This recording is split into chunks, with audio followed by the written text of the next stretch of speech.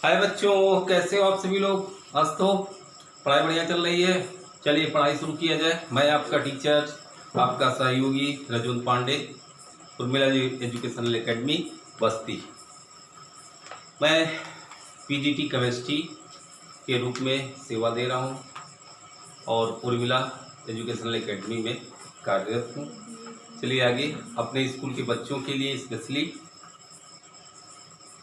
11th का चल रहा था, ऑनलाइन सीरीज चल रहा था 11th का, और ये 6वां लेक्चर आपका है। 6वें लेक्चर में हम आपको बता रहे थे, क्या बता रहे थे?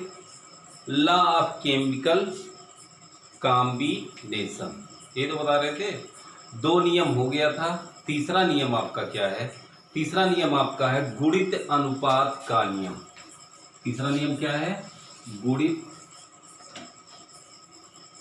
अनुपात का नियम।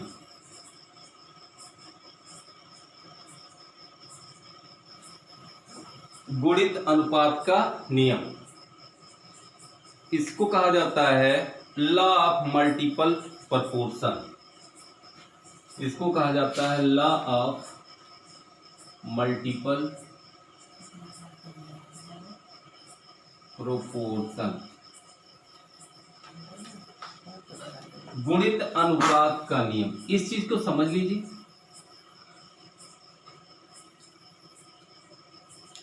जैसे कार्बन ऑक्सीजन से रिएक्शन किया तो ये क्या क्या बना सकता है? एक तो बना सकता है कार्बन मोनोऑक्साइड और एक आपका बना सकता है कार्बन डाइऑक्साइड।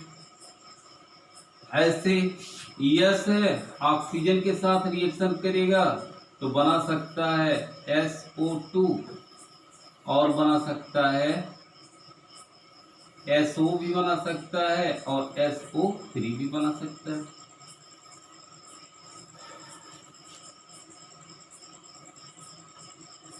सल्फर है, फ्लोरीन के साथ रिएक्शन करके बना सकता है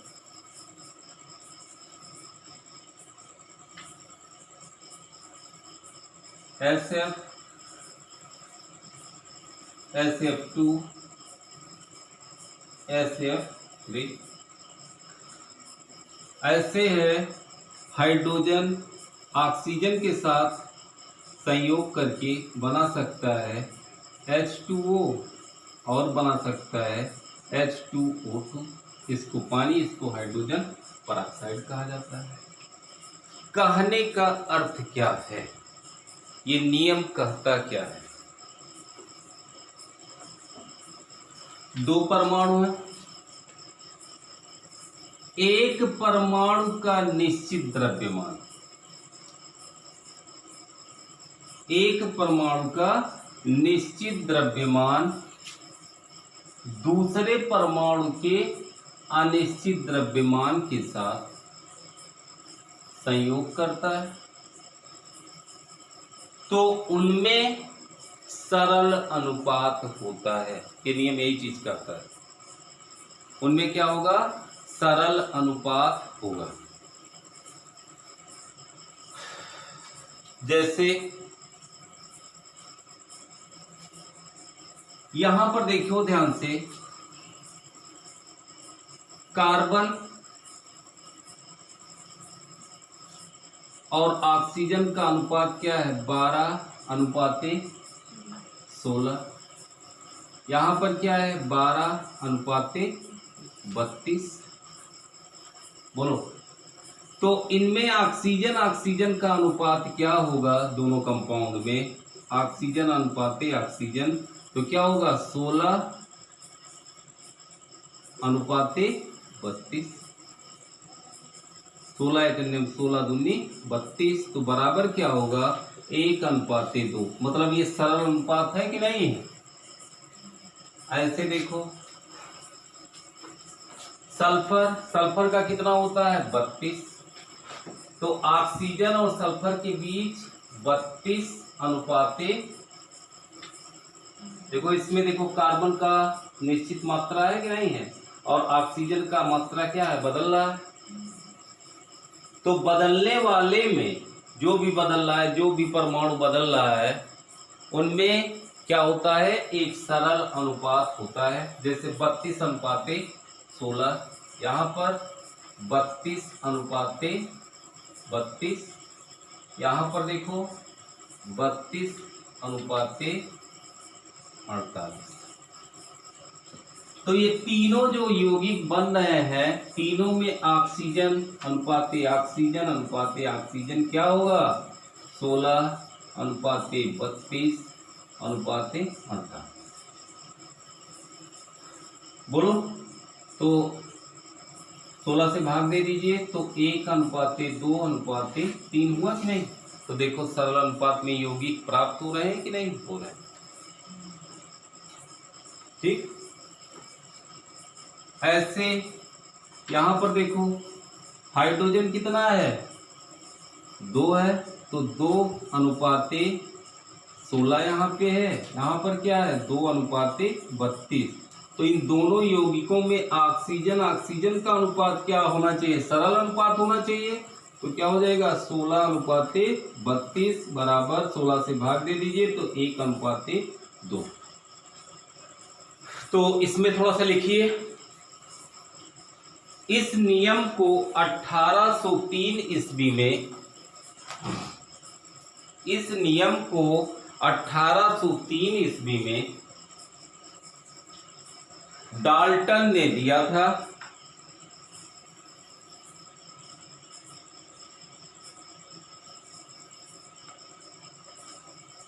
इसके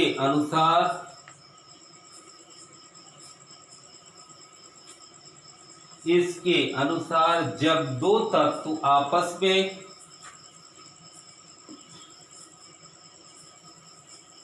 क्रिया करके दो या दो से अधिक यौगिक बनाते हैं, दो तत्व आपस में अब क्रिया करके दो या दो से अधिक यौगिक बनाते हैं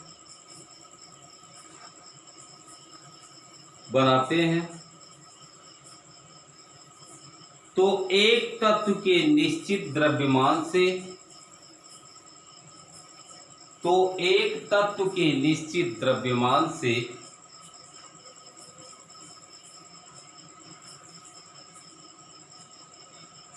दूसरे तत्व का भिन्न भिन्न द्रव्यमान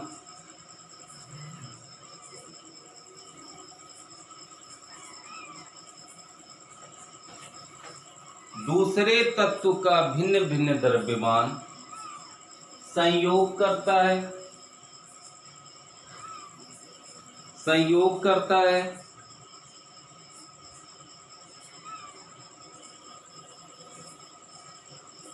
जो कि आपस में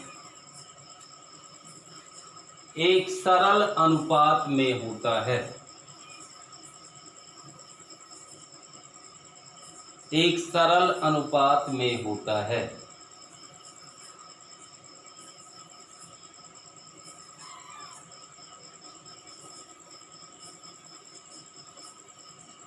देखो ध्यान से, फिर से देखो बेटा, देखो कार्बन का निश्चित द्रव्यमान है 12, ऑक्सीजन का देखो 16 है, यहाँ पे 32 है, भिन्न भिन्न द्रव्यमान है।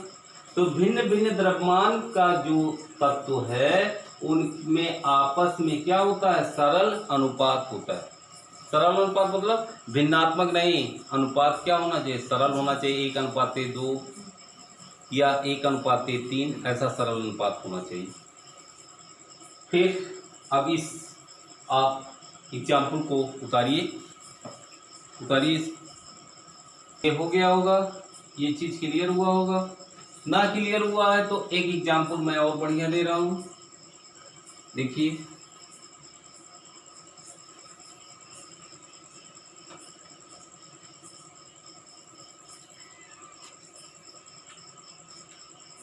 नाइट्रोजन और ऑक्सीजन के संयोग से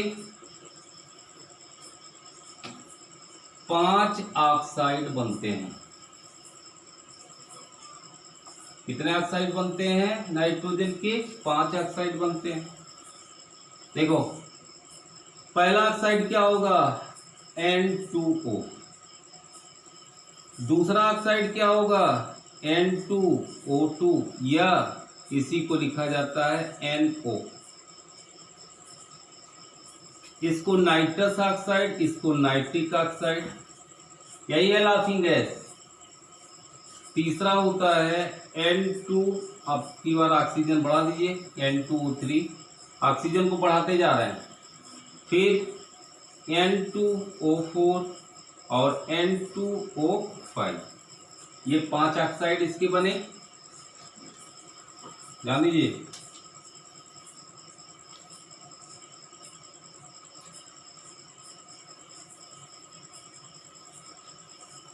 ये 5 ऑक्साइड जो बने हैं, अभी इसको करके हम दिखा रहे हैं।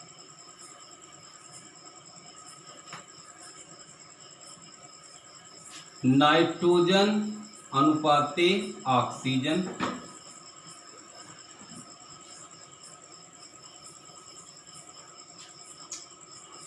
यहां पर ऑक्साइड,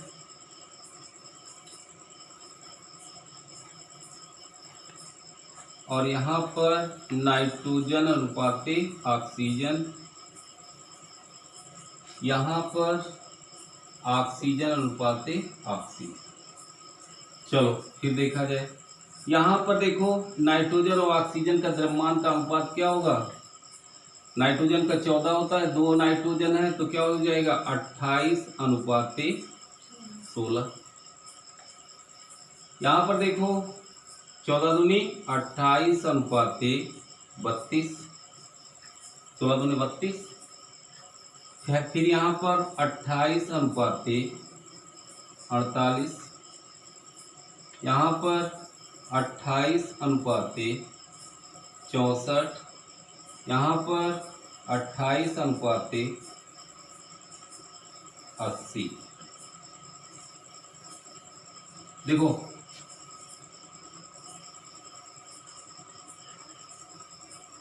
यहाँ पर हम क्या कर दें, 16 से सब में ऑक्सीजन वाले में भाग दे दिया जाए तो क्या हो जाएगा, यहाँ पर ऑक्सीजन 1, यहाँ पर 16 दूनी 32, 2, यहाँ पर 3, यहाँ पर 16 चौका 64, 4, 16 पंचे 80।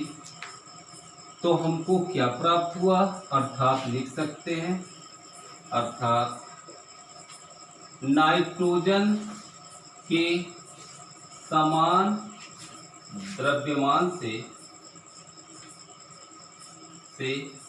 ऑक्सीजन का भिन्न भिन्न द्रव्यमान संयोग करता है जो कि आपस में ऑक्सीजन अनुपाते ऑक्सीजन का अनुपात 1:2, 3, 4, 5 है। अतः यह सरल अनुपात में है,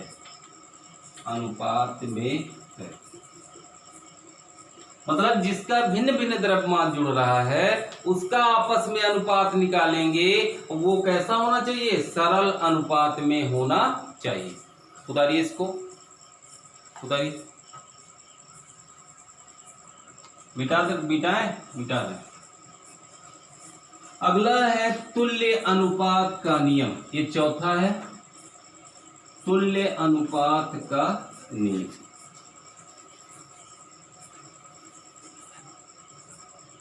तुल्य अनुपात का नियम,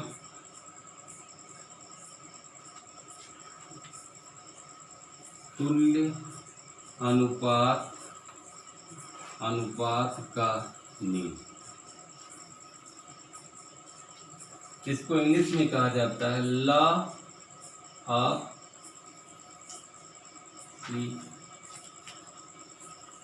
केमिकल प्रपोर्शन।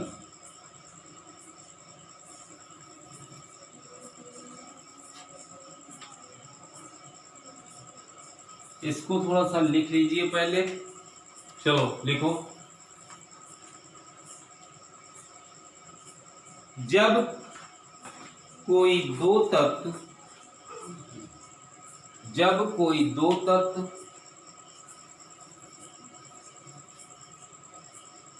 किसी तीसरे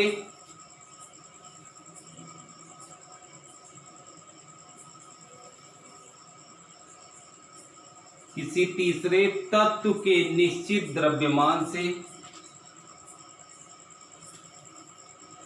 किसी निश्चित द्रव्यमान से संयोग करता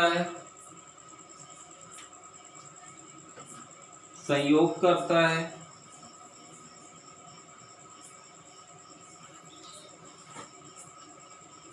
तो पहले दोनों तत्वों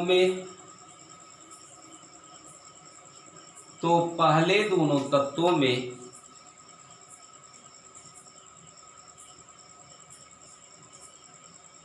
जो अनुपात होता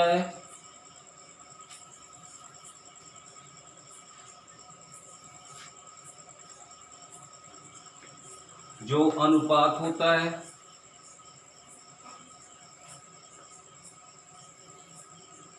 वही अनुपात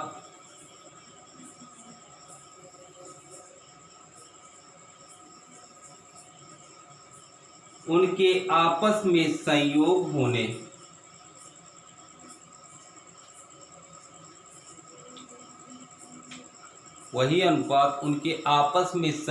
होने के पश्चात बने यौगिक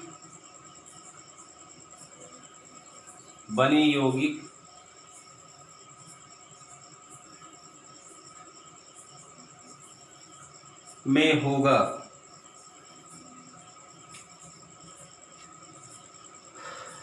या उसका कोई सरल गुणक होगा।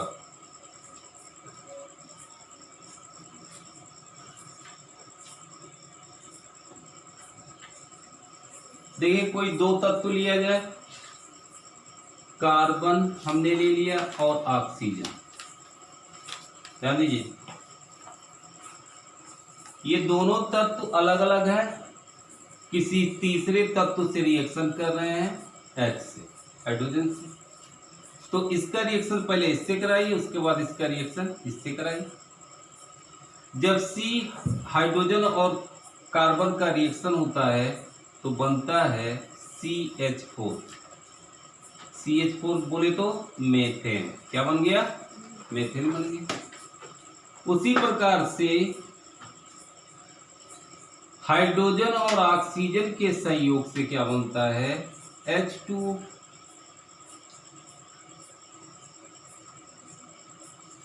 अब देखो कार्बन अनुपाते हाइड्रोजन क्या होगा? कार्बन कितना है? 1 है तो 12 होता है। अनुपाते हाइड्रोजन कितना है? 4। और एक हाइड्रोजन का 1 होता है तो क्या हो जाएगा? 12 अनुपाते 4। यहाँ पर क्या होगा? अब यहाँ पर देखो हाइड्रोजन को हमने इस साइड में लिखा है तो यहाँ भी हाइड्रोजन को हम इस साइड में लिख दें तो यहाँ पर अनुपाते क्या लिखेंगे? ऑक्सीजन अनुपाते हाइड्रोजन कर दें। तो ऑक्सीजन कितना है? 1 है तो 16 अनुपाते 2 H2 है। बोलो अब इसके बराबर करना है इसको, हमको हाइड्रोजन को क्या करना है? बराबर करना है। तो हम 2 से इसमें गुणा कर सकते हैं। गुणा कर देंगे तो क्या हो जाएगा? 16 दूनी 32 अनुपाते क्या हो जाएगा? 2 दूनी 4।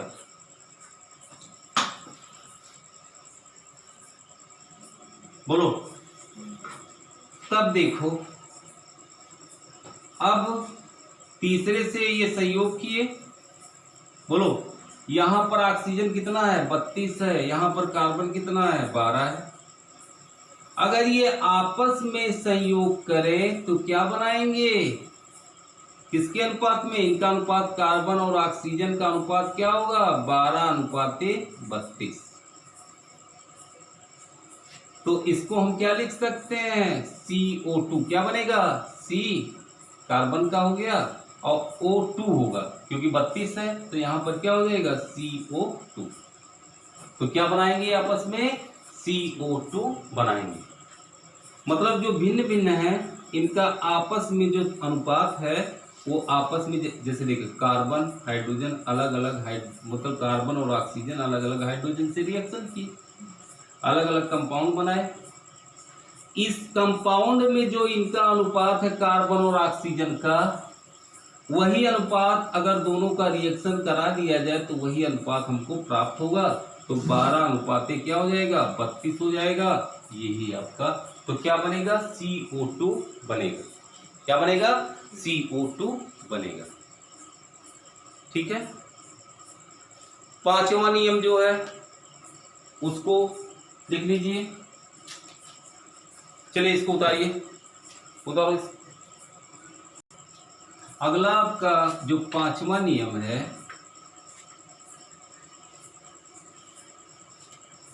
पांचवा नियम आपका क्या है,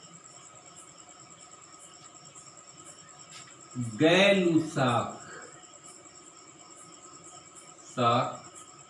का स्थिर आयतन संबंधी नियम। ये पांचवा नियम है, गैलुसाक का स्थिर आयतन संबंधी नियम। स्थिर ताप तथा दाब पर, चलिए नोट कर लीजिए, स्थिर ताप तथा दाब पर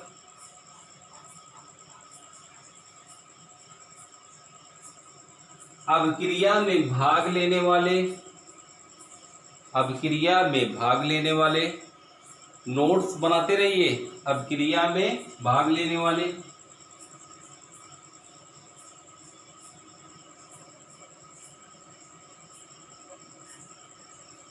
पदार्थ तथा उत्पन्न होने वाले,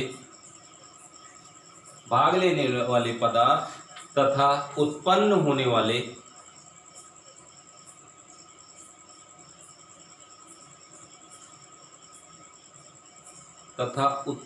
वाले पदार्थ यदि गैस है तो उनके आयतन में सरल अनुपात होता है। यही नियम है, सरल अनुपात। गैसीय अवस्था में है तभी ये नियम लागू होगा। सरल अनुपात होता है।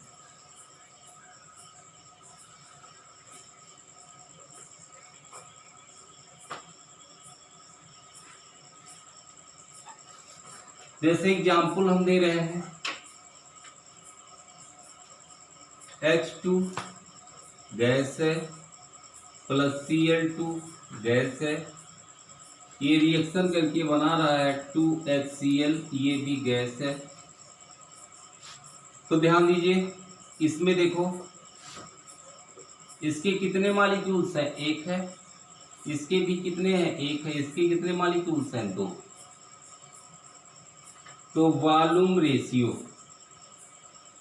मतलब आयतन अनुपात क्या होगा, इसका एक आयतन है, इसका एक आयतन है, इसका कितना आयतन है, दो आयतन। यही हो गया, एक आयतन दो आयतन। जैसे फिर एक एग्जांपल दे रहा हूं, N2 + 3H2 gives 2NH3। सब गैसीय अवस्था में, किस अवस्था में है, गैसीय अवस्था में। अब बताओ N2 का कितना आयतन है, वॉल्यूम रेशियो। नाइट्रोजन का कितना अनुपात है, देखो कितने अणु हैं, एक है, तो आयतन कितना होगा, एक। यहां पर आयतन क्या होगा, देखो 3 अणु है तो आयतन क्या हो जाएगा, 3 हो जाएगा। यहां पर कितने हैं, 2, तो 1:3:2, 1:1:2। यही गैलुसाक का नियम है। आज का लेक्चर बस इतना ही। वीडियो बहुत लेंदी नहीं बनाना है। नेक्स्ट टॉपिक कल आपको पढ़ाया जाएगा। आपको जो बोल करके लिखाए हैं उसका नोट्स आप बना लीजिएगा। हमने बताया था शुरू में ही कि बहुत सारी चीज़ें हम बोल करके ही लिखा सकते हैं, लिखने में ज़्यादा टाइम लगता है। इस वजह से आप सभी लोग नोट्स प्रिपेयर करते रहिए। हमारे चैनल पर नए हैं तो ये मेरा 6ठा लेक्चर है। इससे पहले इस चैप्टर का हमने 5 वीडियो अपलोड कर दिया है, तो इसलिए पहले चैनल को सब्सक्राइब करेंगे। सीरियल से आप लेक्चर को देखेंगे। 5 लेक्चर देखने के बाद तब 6वें लेक्चर को देखिएगा। और हमारे चैनल पर नए हैं तो चैनल को सब्सक्राइब करें, शेयर करें, लाइक करें, कमेंट करें और बेल आइकन दबाना ना भूलें, जिससे अपलोड करने के बाद तुरंत आप तक ये वीडियो हमारा पहुंच जाए। आज के लिए इतना ही। नेक्स्ट कल, तब तक के लिए धन्यवाद। जय हिंद।